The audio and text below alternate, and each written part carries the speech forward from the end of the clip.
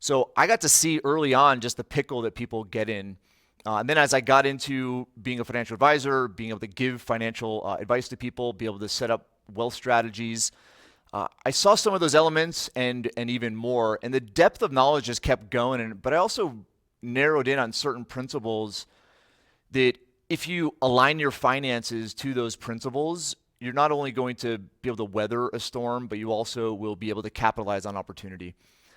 So let's just talk about, I mean, some of these brands may seem familiar to you. You know, obviously IBM. All these brands were born during either a pretty significant recession, more than worse than we're experiencing, or potentially going to experience over the next couple of years.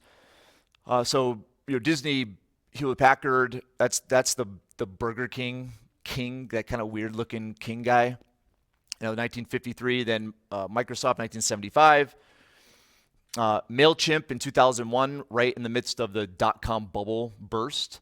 And then Airbnb during 2008, and Uber during 2009, during the kind of the Great Recession. So these are brands that are we realize are household names today. At the same time, it's like there's companies, there's more than just these, but there's tons of opportunities that happen, whether it's starting a business at the big end of the spectrum, the large end of the spectrum, but there's also kind of micro deals, because you may not want to start a business, okay? But there are micro deals because of what happens during a recession that you can capitalize on. Small wins. It doesn't have to be these big wins. So there's a pretty wide spectrum.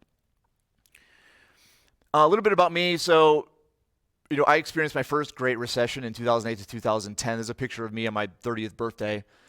Back in 2008, September of 2008. And what was about to happen to me was pretty rough. So I wrote about the entirety of the experience in the book that I came out with in 2018, which I'll talk about in a moment.